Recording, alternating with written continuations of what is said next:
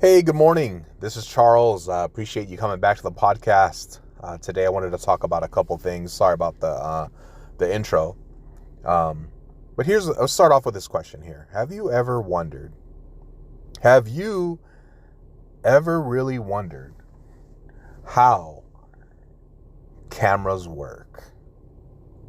I mean, think about it. Like, we can see things, right? As humans, we can see an image. We can look outside, look at the trees, look at the sky.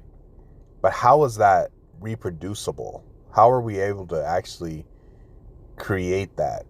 And maybe not so much how does it work, because we've all been around and we know that. But imagine the first person who was like, I wonder if I can get an image of that. I wonder if I can actually, like, they're looking at the mountains and they think, how can I capture that? And then they somehow came up with it. This actually leads me into another thing that I think about every once in a while. And I've mentioned this to my sons, and they just give me this look like, come on, Dad. But it's like, how did did we invent language and words? I mean, okay, for example, I worked for a medical company for a while, and there's some amazingly long words that you cannot pronounce on the first attempt. You have to give it a few tries. And I mean, I don't know. It's just kind of weird to me. Like, how did we invent language? Why does table mean table? Oh, well, because it originated from the Latin language, and tablia is the no, that's not what I'm talking about. Okay, everything originated from another language. Everything originated from here or there, but like, how about the first time?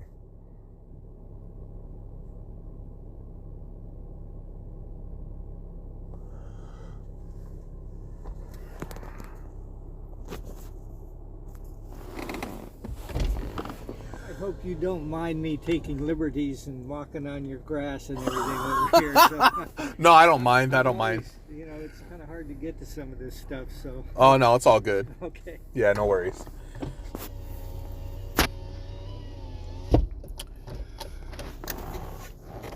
Alrighty then. Yeah, that was the neighbor.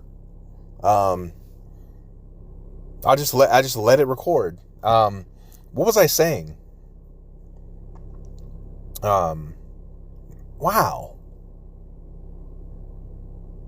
Oh yeah, language, right? It originated. And I'm just sitting here talking to myself into my phone, and I look over, and my neighbor, Mr. David, that's what we call him. Anyways, he's waving at me, and anyways, let's continue on. Yeah, he's really a nice guy. He's really a nice guy. So language.